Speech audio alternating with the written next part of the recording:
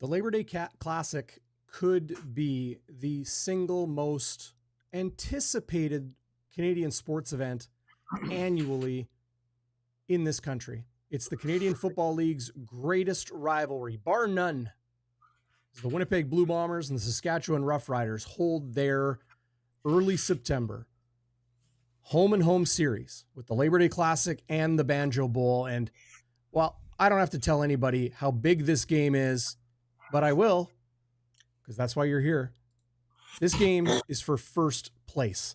Chris Walby, how big is this game beyond the usual Labor Day Classic storylines, with Winnipeg on a bit of a heater, Saskatchewan 1-5-1 in their past 7 games. They're on a real downward slide, and you got two teams right now maybe headed in different directions, but whoever comes out of this game on Sunday in Regina and then next Saturday in the Banjo Bowl in Winnipeg is going to be on top of this division. Yeah, you're right, DB. And I'll tell you one thing that drives me crazy. I mean, I don't think Saskatchewan's that bad of a team.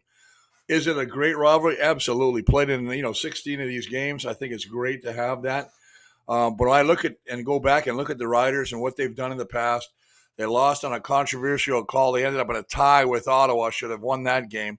They play Montreal. Brett Lothier misses field goals. One's returned for a touchdown. They should have won that game. You got a kicker. That's his only damn job. Kick the ball through the line, the post.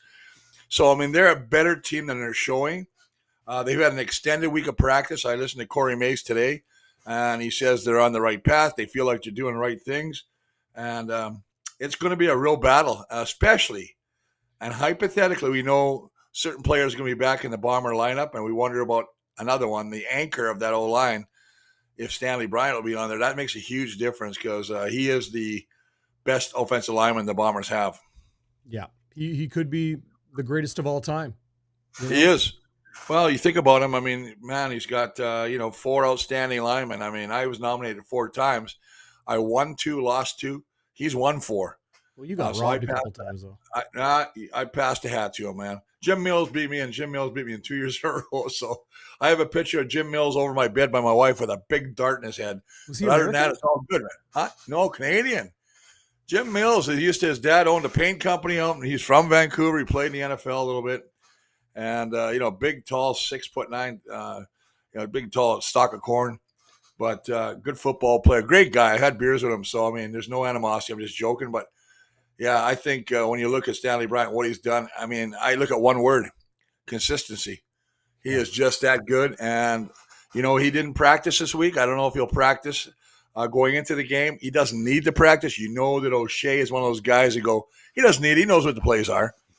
I don't know what he's got. I heard he's got an illness. They won't, O'Shea's tight-lipped about any of that stuff. He umbrellas his players. He was sick all week last week going into that game against Hamilton. Yeah, and I think he's still sick because he hasn't practiced yet. So you wonder and you hope it's not, something like a COVID or something, you know what I mean, which is making the rounds again. So but you don't know. What we do know is that it was just a hydration, heat stroke, that sort of issue. It was nothing more significant than that. And Mike O'Shea wanted to made a concerted effort to make that point that this was not, a hard issue. Like he didn't speak specifically, but like this was not something as serious as it appeared. Of course, they took every precaution, took every precaution with Stanley Bryant. That's important. Getting him an IV and all those things and keeping him in the hospital for, monitoring overnight.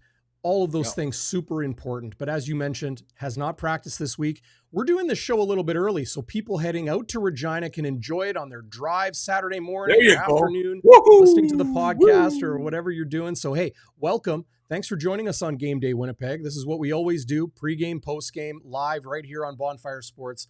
And the Bombers being off on Friday, we'll get a depth chart on Saturday. Keep it locked to Bonfire Sports. And my Twitter account as well. Links in the video description below and in the podcast description.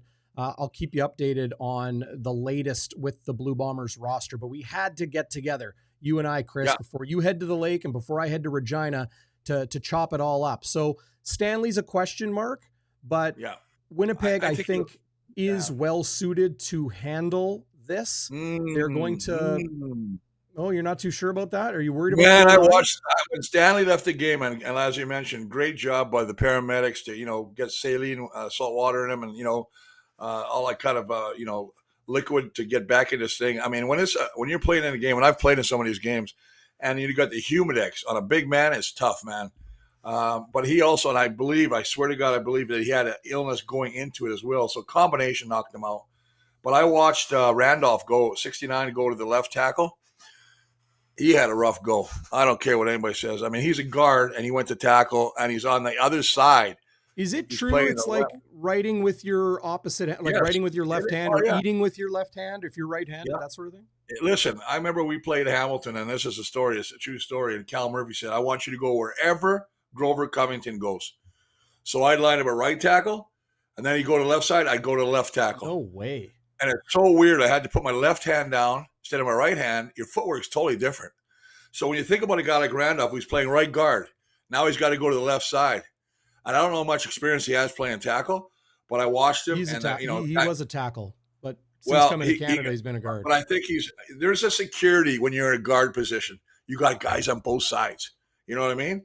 And I think when you're out in the island, it's different. It really is different because a guy can beat you to the outside.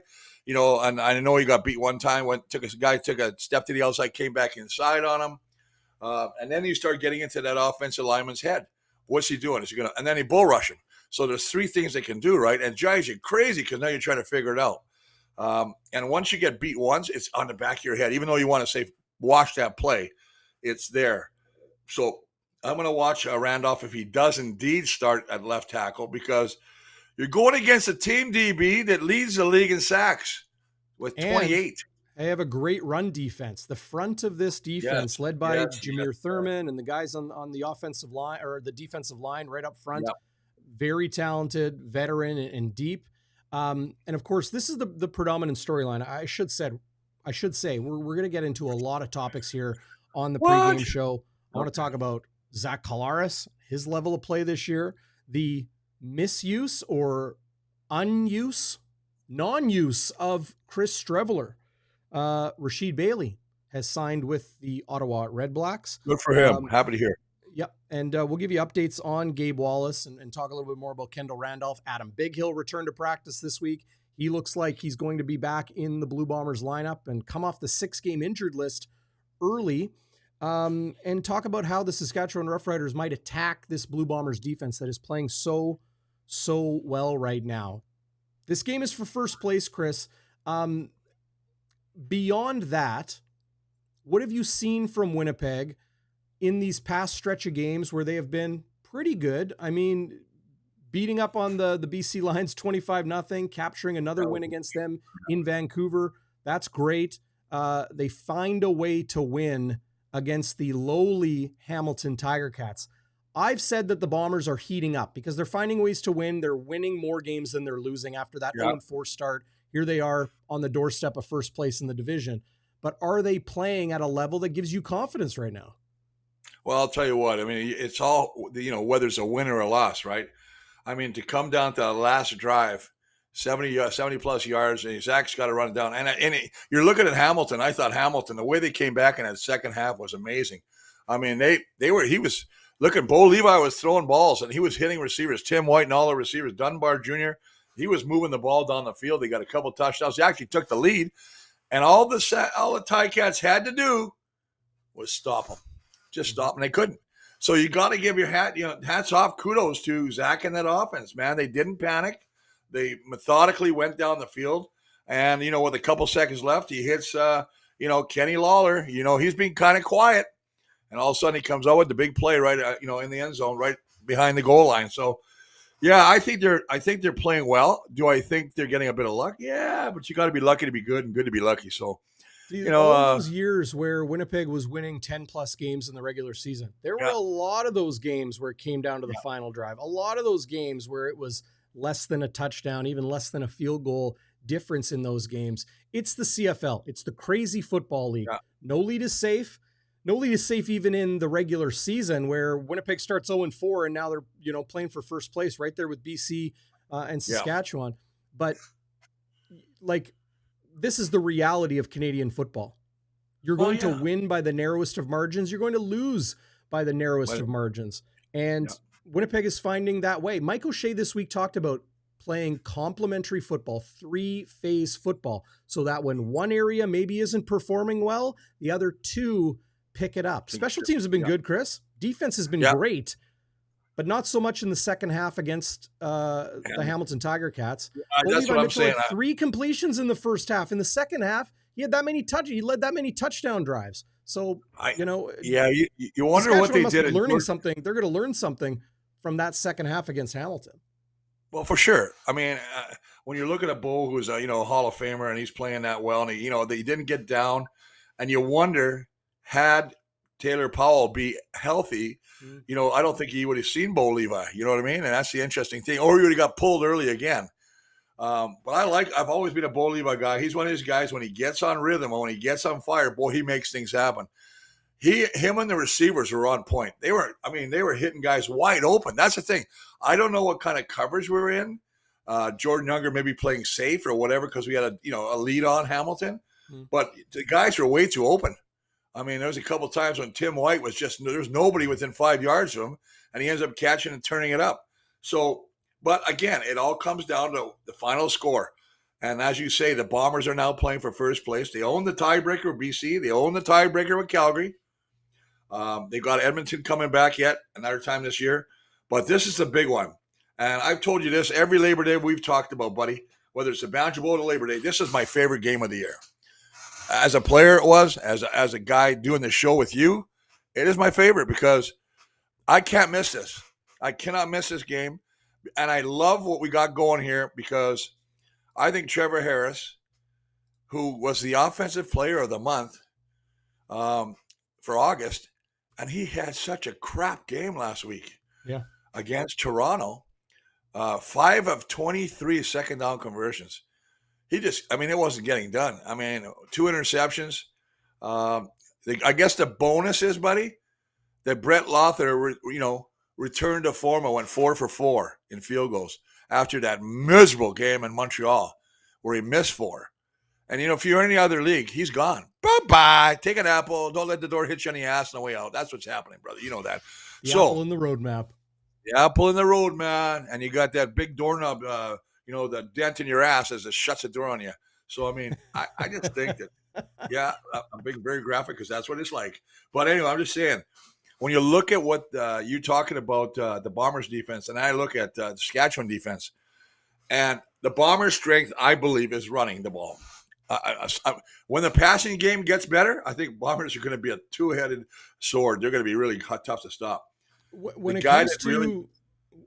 comes to Saskatchewan's offense versus Winnipeg's defense, Chris, Saskatchewan's you did a great job breaking it all down there. The reason they're in trouble in those second down situations is their first down efficiency is terrible. Yeah, they are having a lot of trouble picking up, making it second and manageable, as they like to call it, 2nd and 5, 2nd and 4.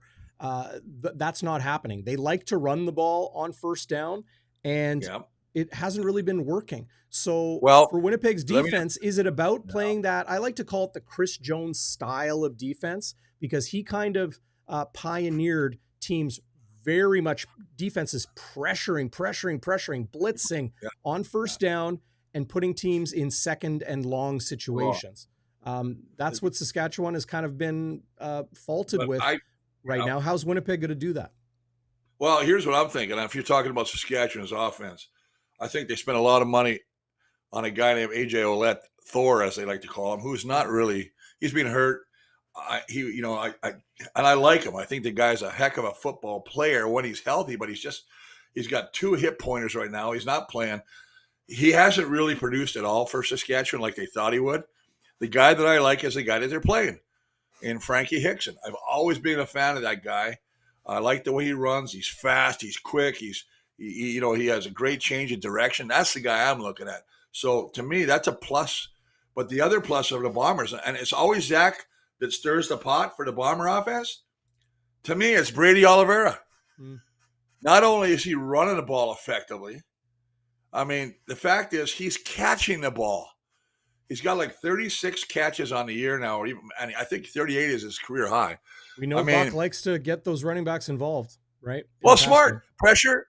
Whoa, there's my quick release. And you know what? He's such a tough guy to bring down one-on-one. Yeah. I see this every time. The little DBs are coming up. I'm not saying they're little because they're about 5'10". Some of them are 6. You know, they're trying to take, and Brady's like a brick outhouse. No, me too. You can say it. I know, shithouse. Anyway, so yeah, I that's the guy to me is the difference. And we got a little scare last week in Hamilton when Brady came off, and he was on a bike, and you can see him smashing the bike on the display. He was so frustrated, but then he came in for the last drive, which is a great thing. So yeah, and practiced all week too. Yeah, what's that? He practiced all week too, so it's not like a lingering injury sort of thing. That's great to hear because he just took a helmet to the knee, right? Like that is ridiculously painful. Oh, and he's just tough. He's tough as nails, man. Yeah. We talk a lot about him, and just the way he plays. He's such a hard runner. I mean, we've been blessed with 2 great running backs in the Andrew Harris, now Brady Oliveira, who's got the crown, having a career year again. Oh, he's got 800 something yards now. He's number 1 in rushes, number 1 in carries, number 1 in 20-yard runs, number 1 in 10-yard. He's got 500-yard games. I could keep going. I'm waxing poetic on the guy, but that's what it is. And that's what it could come down to as a key matchup is this number 1 running back in the league against one of the best run defenses in the CFL. Yes. Saskatchewan is very, very good against the run. So should Winnipeg be utilizing Brady Oliveira and just playing that ball control style game really from the get-go? Yes. It's bully balls often in the second half, but should they be using Brady Oliveira in the run game more often? And I'll piggyback on that question to you, Chris, with this. Should Winnipeg be using Chris Streveler more than they have? Yeah, I think so. I think Streveler brings a different dynamic to that offense. I think that he wears the defense down. When I'm looking at the Saskatchewan Roughrider defense, I'm seeing a guy named Micah Johnson who's having a career year. It's hard. He's got 6 sacks, bunch of tackles at that tackle position. And I remember they were asking Corey Mace, the head coach of Saskatchewan, what he thought. He says, "Hey, listen, I was there the 1 year, and he had 14 sacks from a tackle position." So they're getting it done. They're tough to run at. Like I said, they average 75 yards against. They're susceptible to the pass. But having said that, for Brady to be successful, I think not only going to be running the football and not getting, don't stop running the football, which the Bombers don't. Buck Pearson won't. But to utilize him out of the backfield. They throw him out to the flats. It's just like it's always the same thing. Mind you, last week we saw the draw, and I haven't seen a draw play by the Bomber offense in, I don't think, all year. And all of a sudden, Zach drops back, hands it off on a delayed draw to Brady, who takes it for a first down. So, I mean, when you're utilizing your entire playbook, it makes it tough for the defense to, kind of counteract.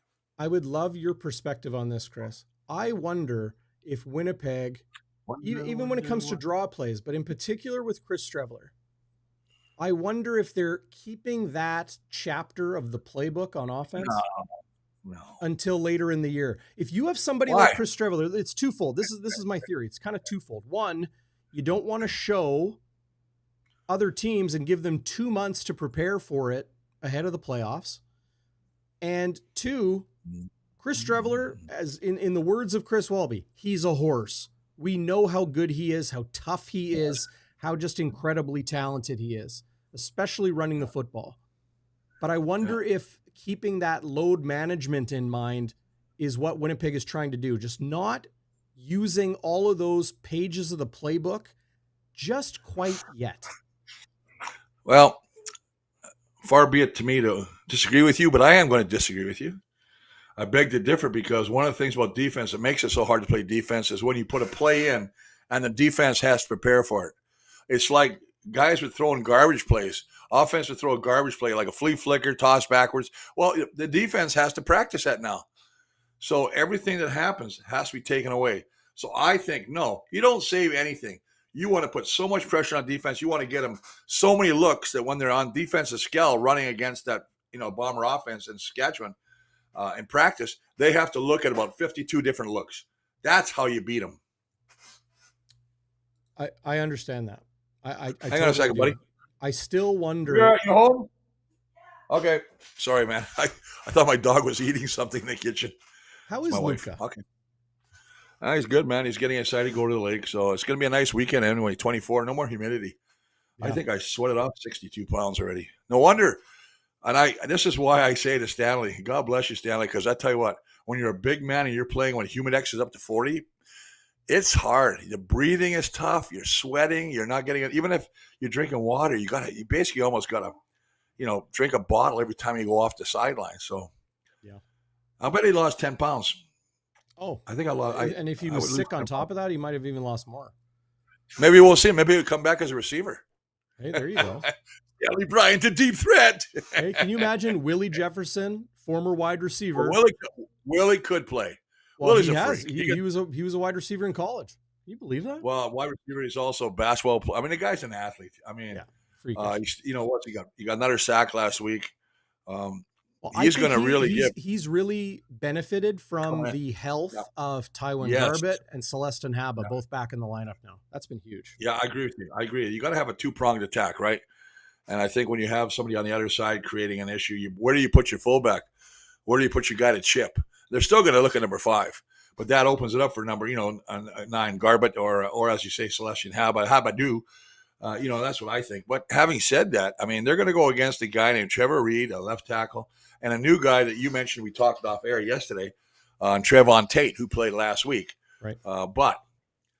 They've had how many 6 tackles guys line up at right tackle for them. It started with Jamarcus Hardrick. He's out for the season with a pretty nasty injury. Loss. That was a huge 6 right tackles Saskatchewan has played this year, and this will be a new one, a CFL veteran, I believe, in Trevon Tate, but he's now getting the start at right tackle. So could be Jefferson. Yeah. Jefferson likes working on that left side of the D line, so that would be at the right tackle spot that he'd be going up against. Yeah, Trevon played last week against Toronto, but they'll play. It'll be a tough game. I mean, they got not a bad offensive line. Logan Furland, Zach Fry, but they have to get the running game going. Saskatchewan has to run the ball. They like to run the ball. Mark Mueller, my old buddy, his nickname is Pissant. That's what we call him. So don't get mad. That's his nickname.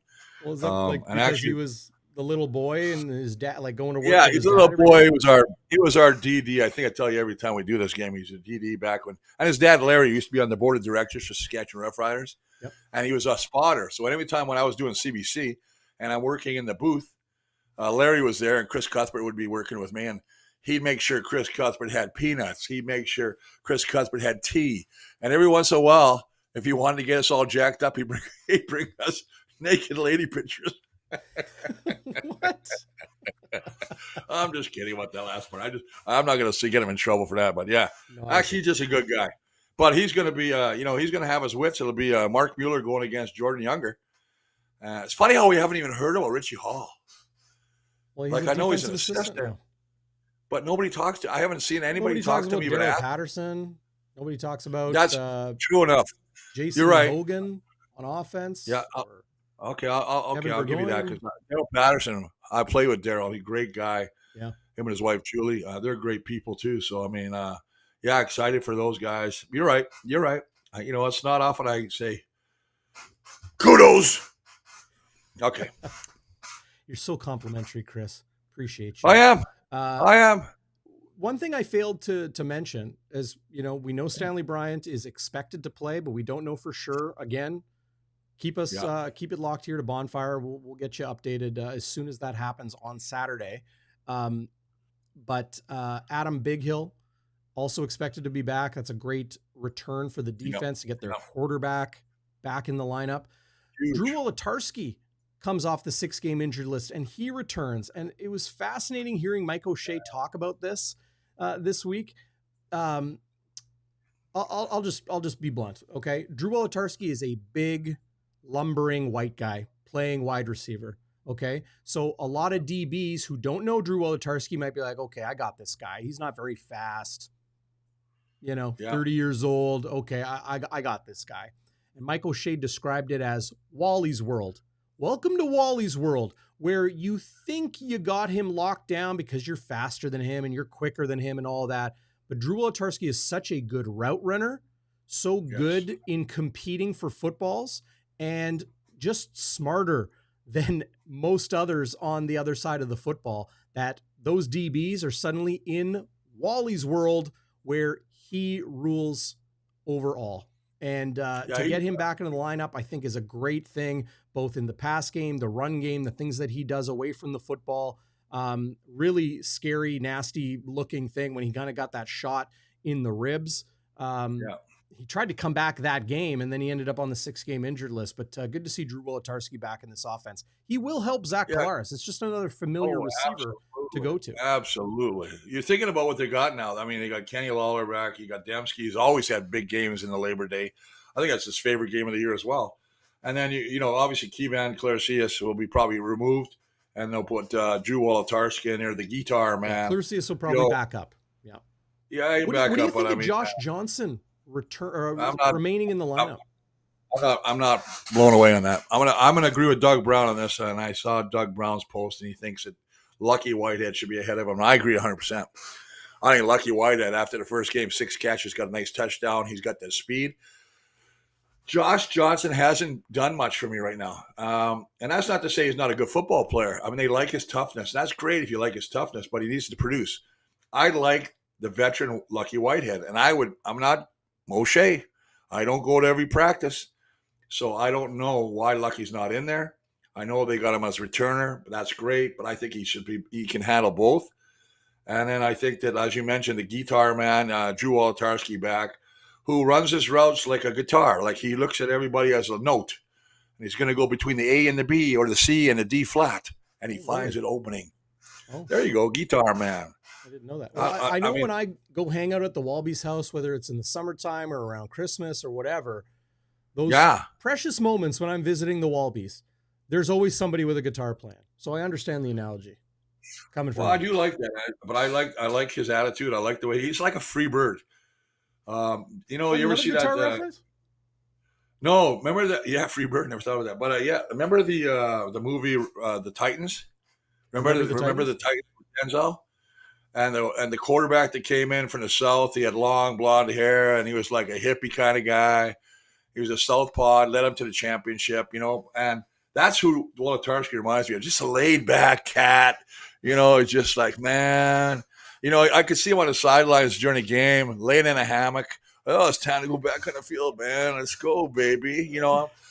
And yet I shouldn't be like that, because it makes it sound like he's not intelligent. He's very intelligent. Super smart. I mean, this is a guy that self-taught guitar, sings a lot of songs, spends a lot of time in the off season playing local watering holes, which I think is cool as hell, man. Yeah, writes his own music too. Like, writes the music, writes the lyrics. Yeah, he's a poet. I love the DB. He's my favorite guy. The defensive back. Sang. No, you. He's like, yeah. I'll take him out, buy him some pie. All right, never mind. Chris. All right, let's go. We'll have to get Tristan Rivers' music to do another remix we'll do that. of your singing, as we did last year. Those were always fun. And then playoffs, playoff time. Reminding everybody, we're going to have live post-game coverage Sunday night following the Labor Day Classic. Schnitzy and I and the 1930 crew, we're all headed out to Regina on the bus. It's going to be a blast. Hustler's going to be there. Follow the 1930 crew on social media. You're not going to regret it. And you can what time do you guys head out tomorrow? We're leaving like first thing in the morning. We're going to be stopping in Brandon at the Bombers spot there. You know, they got some things. We got clothing store. Pat Routhwell's cooking us breakfast sandwiches at like 7:30 in the morning. We're going to be on the bus and ready to roll at 9. Jello shooters. They got the Bomber beer.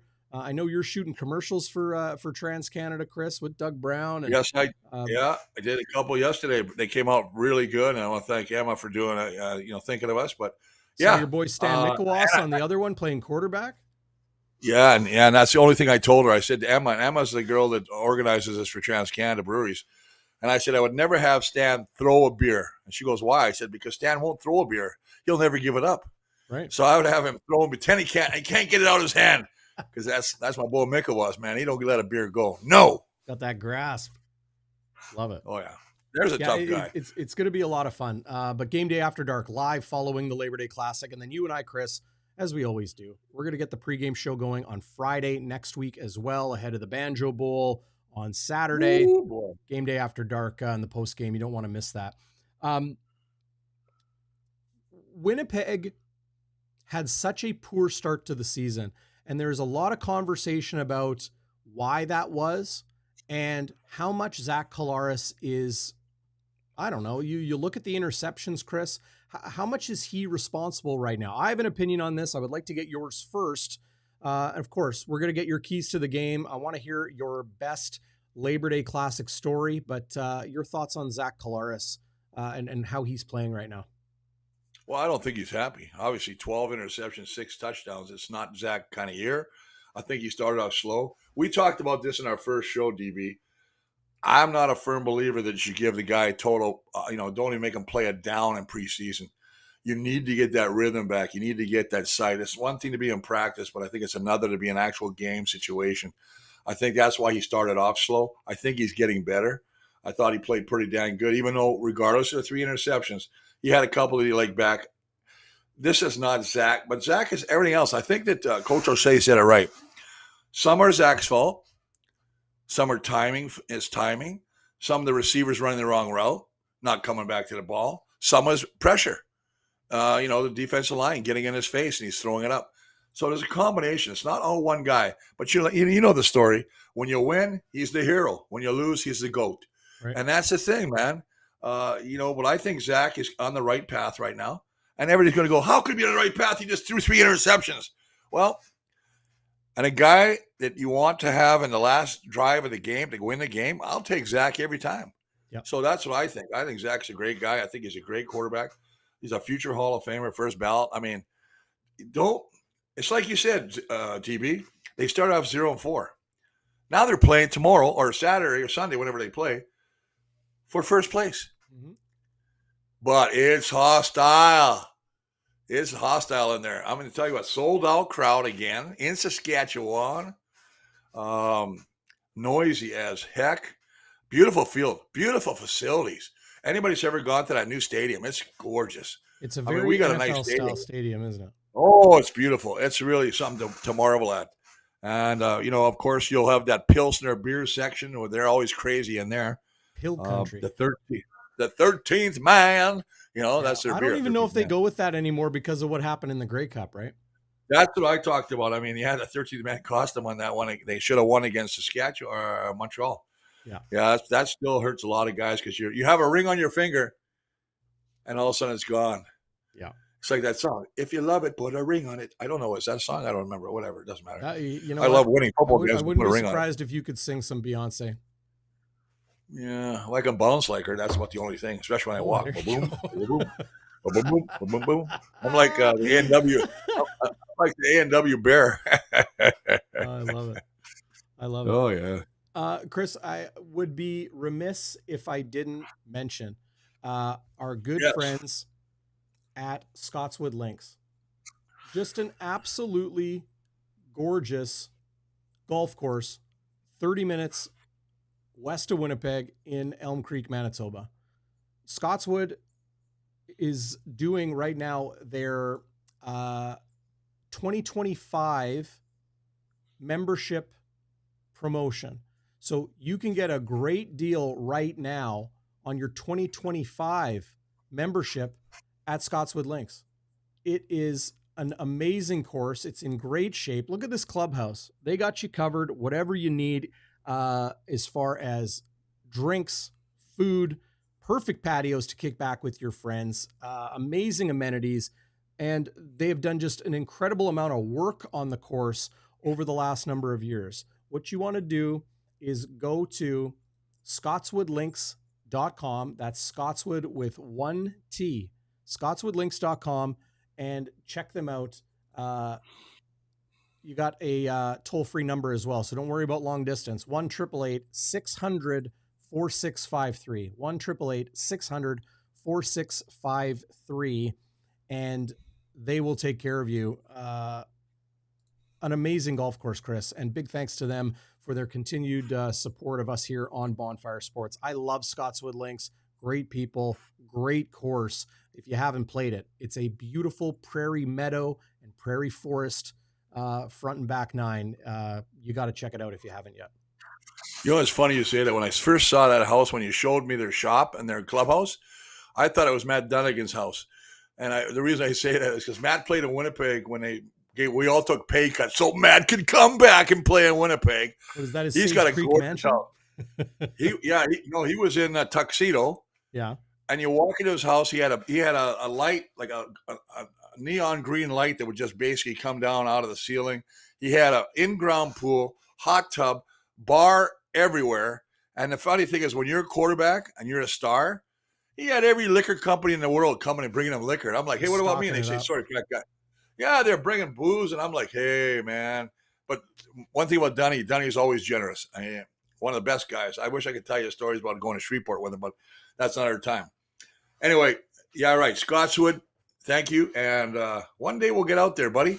Yes, sir. I've golfed 3 times this year, and I'm thinking I'm just about done with golf because it's a game you love to hate. Well, and I swear to God. You know what? It can be frustrating, but that's why it's important you go to new courses to try new things, be in a new atmosphere, and to enjoy the beauty of this province, right? Like the weather has been outstanding this year.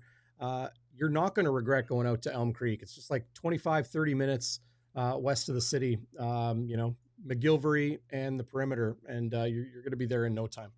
I'm going to golf now all the time. Well, when I golf now, it's on the one where I have to hit the ball through the little windmill house that goes around, bounces around, mini golf, putt golf, man. Yeah. I'm freaking good at that, man. Oh my God. Is that like when it comes to going to Regina, Chris, and like recreational choices can be limited? Let it turn that off.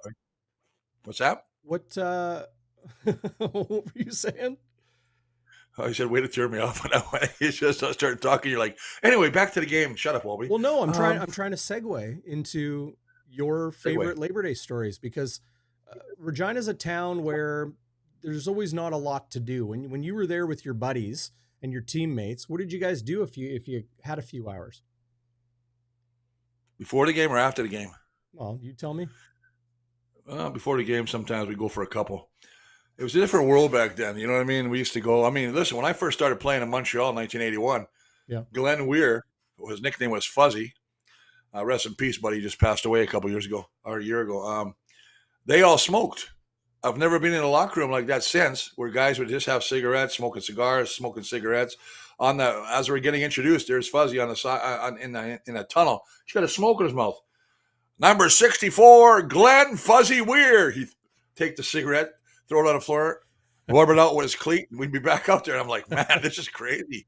But that's the way it was, man. But Saskatchewan, the thing that drove us nuts, and Stan Miklos were talking about this the other day, and he goes, the thing that drive you nuts is they would come and phone your room. The Saskatchewan people would phone your room at 3 a.m, 4 a.m, 5 a.m. So now we have their and then if what the hotel would do is say no phone calls anywhere. We're blocking them. Well, then they come and bang on the door. Knock and take off. Yeah. Well, so you wake up and you're red eyed, you're puffy, you look like you got two JVC balls under your eye. It's not very nice, man. But that's just the way it is. But Saskatchewan, the old field, piece of garbage.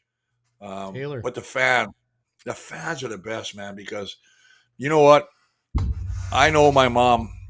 I love my mom. She's no longer with me, but I never knew so many people had different names for her. It was wild. They'd be like mother something, and hey, it was like, wow, yo mama, you're crazy.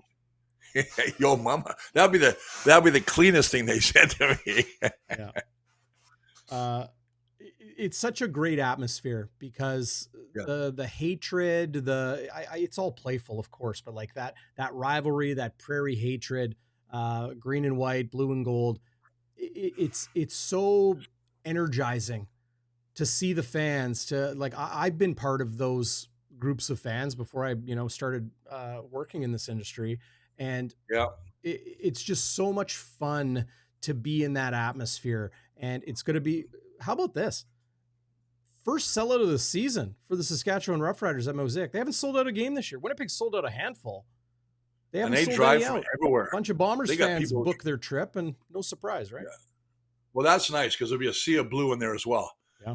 But Saskatchewan fans, from whenever I played, from whenever I covered them, whether it be CBC or playing in the stadium, there was always a section of green, whether it be BC Place, Edmonton, wherever, there's always a section of green. But these fans, they drive from everywhere to get to the game. I mean, they're just big. I think they had a couple tough years, and I think the fan fell off a little bit, their attendance.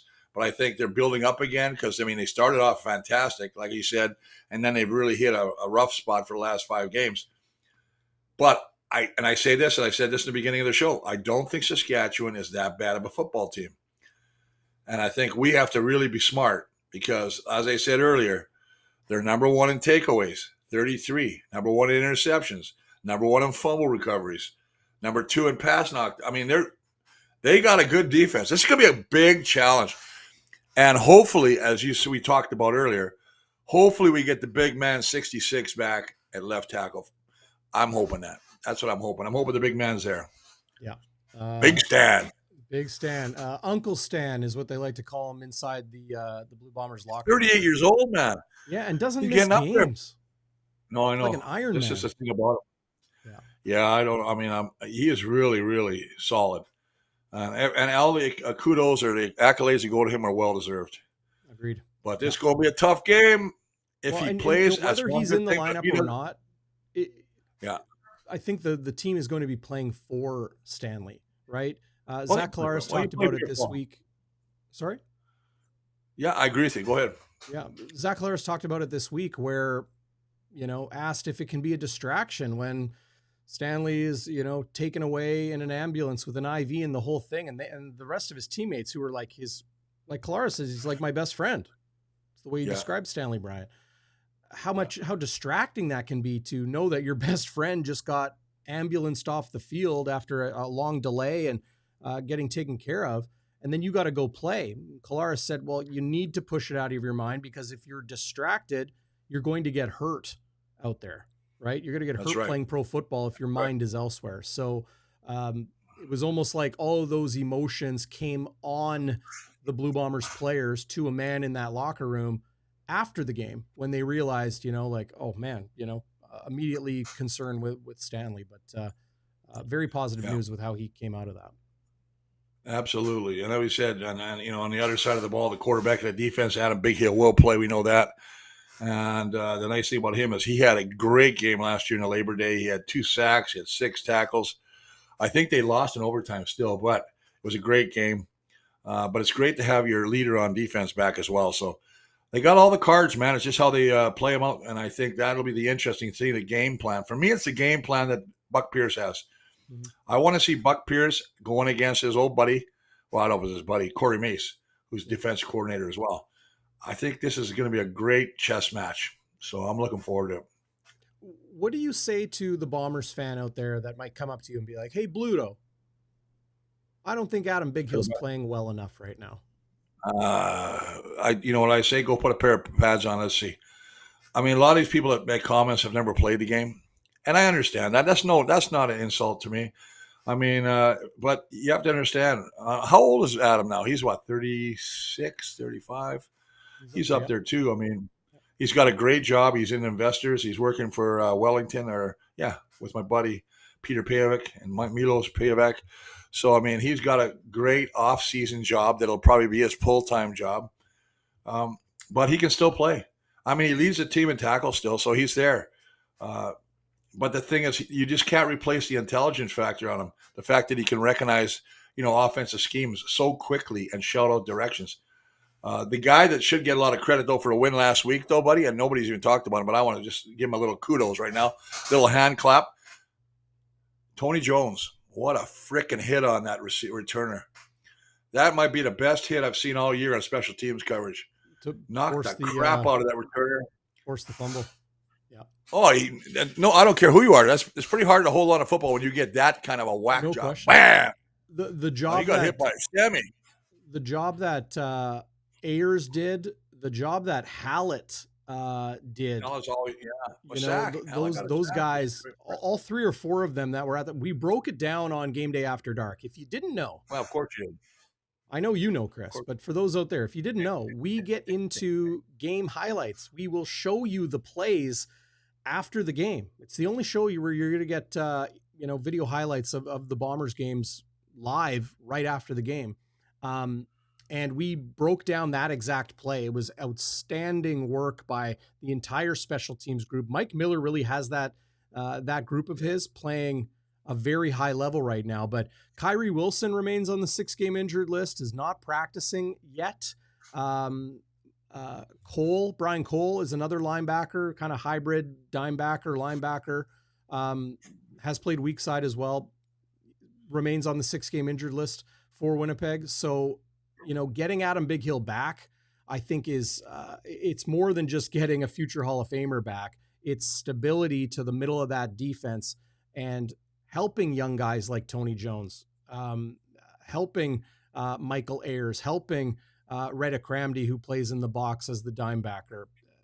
To me, maybe that perspective, Chris, of Adam Bighill's level of play has to do with what they're comparing it to, and that is an illustrious Hall of Fame career, an MODP multiple times in this league, multiple-time league all-star, and they're just not seeing him as fleet of foot or as impactful as he has been. But if I want a pair of eyes in the middle of the defense to make tackles and direct things, I want Adam Bighill, even today.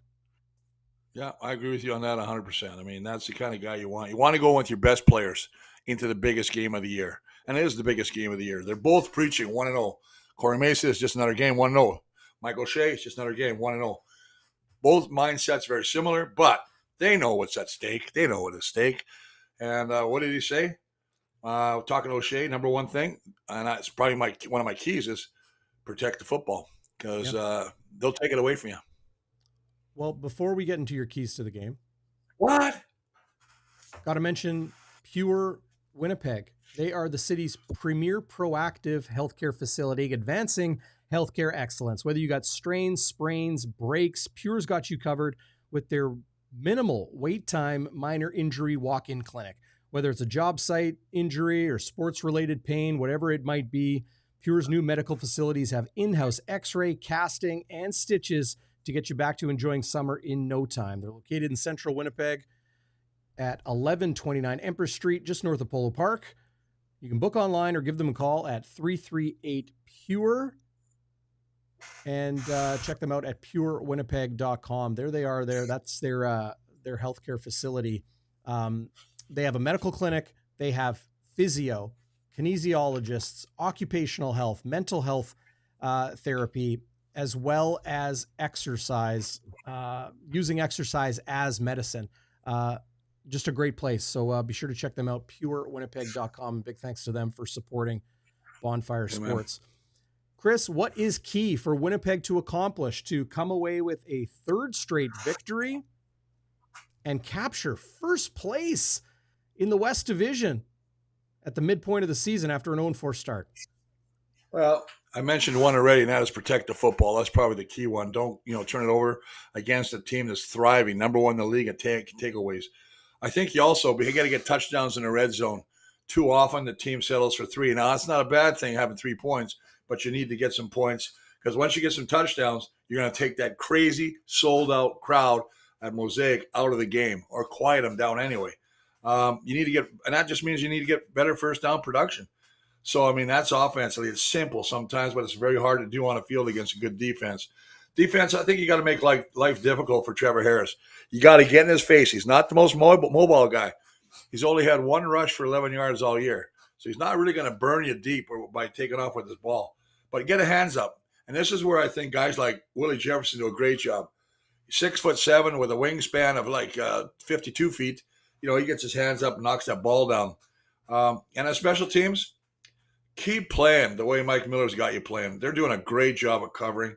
And I think they got to try and, if they can create another turnover with Mario Alford returning, who has already got 1 touchdown on a kickoff return, that's all I think. I think they just got to keep doing what they're doing because they're playing great. And that's my keys, brother.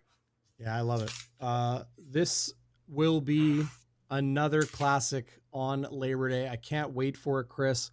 To see how Winnipeg rebounds, if you will, after a really rough second half, but then finding a way to lead that touchdown drive late and come away with a victory over the Hamilton Tiger Cats. I can't imagine how different the conversation would be if Winnipeg had lost last week against the Tabbies and we're going in to Regina, coming off a loss instead of the other way around.